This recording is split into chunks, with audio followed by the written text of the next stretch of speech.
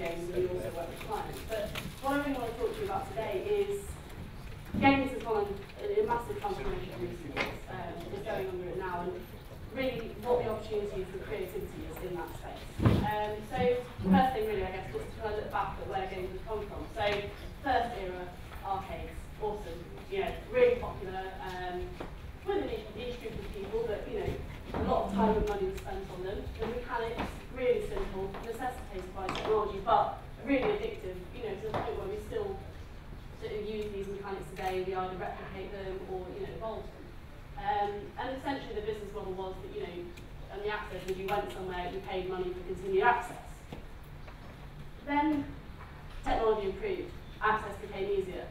You could get games in your own home. So we then went into the massive kind of stage of consoles, and we've had sort of 7 generations of those. And during that time, the business model has been you actually pay for ownership. So you pay a fixed price to own the product. And obviously at this stage, you were going into a shop and buying it. And really the evolution has been in the games. So the mechanics, the graphics, particularly AI, narrative, and as part of that, the budget's gone up and up and up and up to the point where now, a AAA sort of top retail title will cost tens of millions. I think GTA, Grand Theft Auto 5 cost $100 million to make. And obviously this is still going on now. But then we started seeing the digital revolution. And obviously this impacted the whole world. But in terms of games, what it meant was that, again, access became easier. So rather than having to go to a shop, you could the first thing really was that you could download it. So Xbox Live Arcade, PlayStation Network, Steam, all these places. And then obviously you can also get games online. So started with the really early Flash games, sites like Miniclip, and those games started really simple and have evolved as the tools and broadband. And you also saw obviously mobile phones. Everyone remembers kind of Snake on your Nokia, the early J2ME games, and then again games evolved. But essentially the business model is exactly the same as the console model. You are paying for ownership. You're paying a fixed price to own a product. And then we start getting what we've got now, which is rather than paying a fixed price to own a product, you are paying to access, or you're paying for content. So what we're getting now is the games are going from a product to games as a service. And really the first kind of points to this were obviously the massive MMO, massively multiplayer online games like World of Warcraft, where you either pay a subscription or in some cases you get free access and then buy content inside. Then we obviously started getting open platforms like Facebook and App Store where developers didn't need permission anymore to put a game out.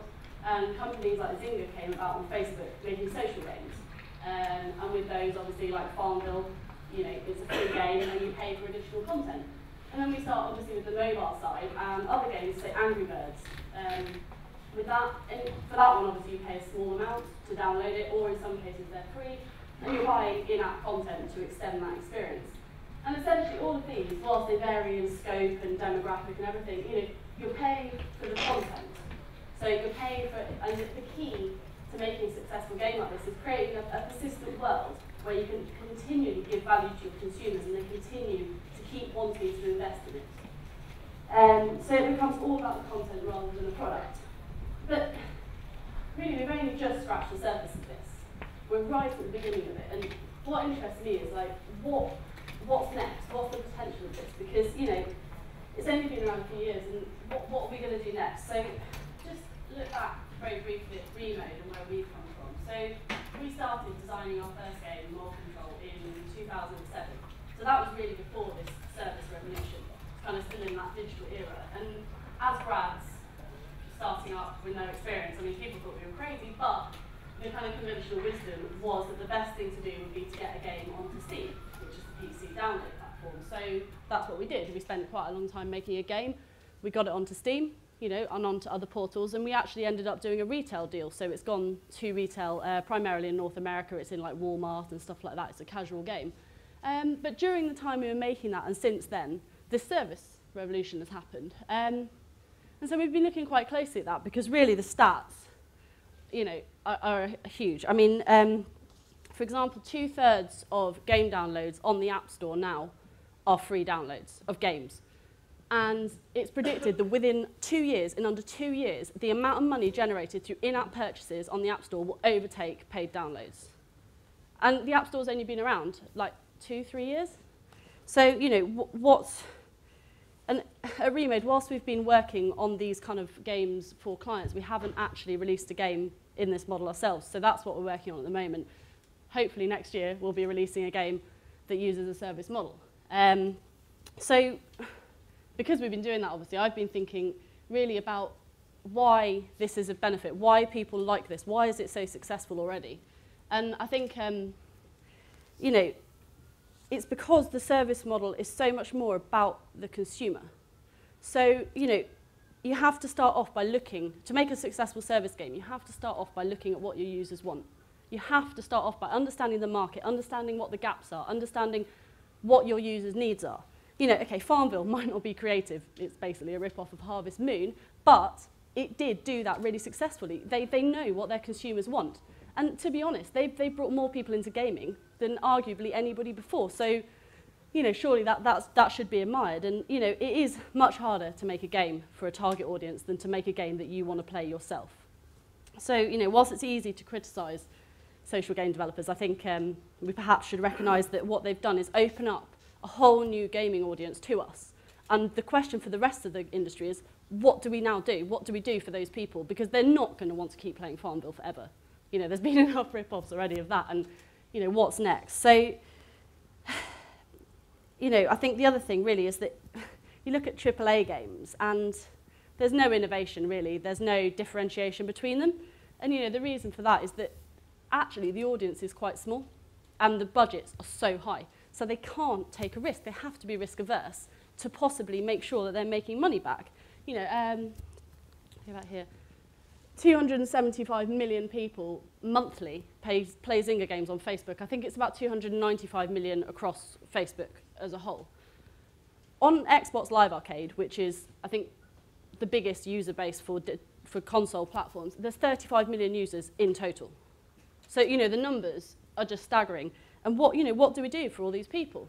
You know, and one of the reasons that they want these type of games is because they're paying for what they value. So rather than paying a cost which is calculated by a publisher based on the game cost this much to make, we think it's going to sell this many copies, etc., consumers can say, okay, so I've got this game, what do I value in it? You know, I might value, in Farmville, I might value a certain type of crop, or, you know, in Angry Birds, I might want more levels, or I might like that different version of it. You know, it's putting the control back into what consumers want. And that then gives them a sense of ownership, because they get to be involved in how the game extends, because they're paying for what they want. Developers, therefore, are going to need to make more of that. And so it becomes this much more two-way process where consumers start to feel kind of ownership and, you know, really want to get involved with the game.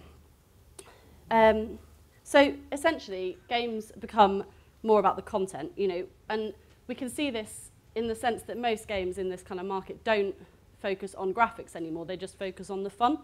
You know, okay, the technology isn't as far ahead as a console, but, you know, you can make pretty realistic games on iPhone. Most developers choose not to. And, you know, with the way technology is going as well, games are becoming so much easier to access. And we see that every evolution. But, you know, at the moment, we're at a point where, you know, the easiest thing is on your mobile. You know, an iPhone, the control pad on an iPhone for playing a game isn't as good as a, you know, as a game controller. But the reason everyone plays it and why I play it more is because it's so much easier to get it. And, you know, games now are starting to be on multiple platforms. So most games will be on iOS and then on Android and wherever else. And that, again, makes it easier. But they're still separate entities. They're still separate games. And really, I think one of the next things is that a game will be like a persistent world. And where you choose to access it from, you'll still be accessing the same world. So again, the hardware and the technology gets out the way and just lets you do what you want to do. And I guess the final thing for consumers really is that because of open platforms, it's a free market. And so, yeah, there's a lot of rubbish on App Store, and, you know, that makes it difficult for developers to get noticed. But a free market is a consumer market. So again, you know, all these things just show why this kind of model has taken off so much, because it's all about the consumer. So, you know, games are changing, and I think there's new opportunities within this, and I think that's because we're getting better at giving consumers what they want. So, you know, each evolution we've got better at understanding what people want. Technology has enabled us to do that, but it's what we do with it. So the question is, what do we do next? And, you know, obviously this talk is about creativity. So I guess the question is, what opportunities does this new model, service games particularly, give us in terms of creativity within games? So I just want to show you 2 trailers for 2 games that are new.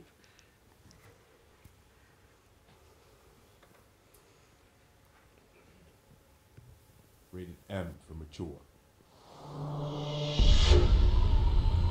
Are you there? Noir, can you hear me? No one's going to make it if we don't help them. Oh, God. This is the end of days. Judgment Day.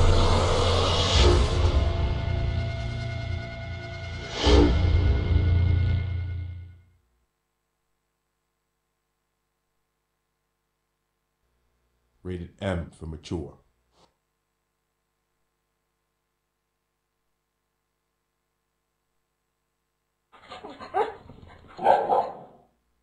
Adventure. It's in my blood. I could tell you about the time I danced with a croc in Cairo, or the time I accidentally married a pygmy princess, but I won't bore you. I'm going to tell you about Zynga's Adventure World, where you can explore exotic lands, solve ancient puzzles, and bring your friends along for the ride. Now that, my friends, is real adventure. Grab life by the boulders. Adventure World from Zynga. Play today.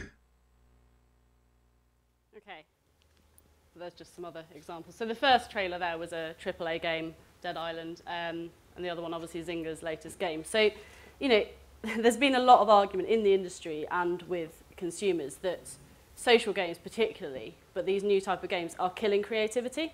And people, you know, people in the industry are up in arms about this. And, you know, if you Google, like, hate Farmville or hate social games, you can get a huge amount of stuff. And, yeah, Farmville wasn't very creative, but, you know, it did open up this huge new audience. And I think that if we just look at what the negative of what they've done, then we're never going to do anything better. But if we start looking at there's this new audience, they obviously want to play games, even if a lot of them don't think that they're gamers. You know, what can we do to serve their next need?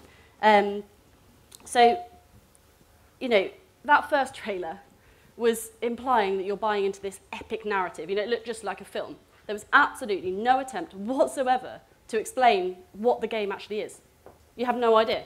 And, you know, that is an extreme example, but most AAA games trailers are exactly the same. In most cases, they don't even use gameplay footage, or they use very little of it. And they pull you in on this promise of a narrative. And to be honest, like, that narrative probably isn't going to be as good as you'd get in a film or a book.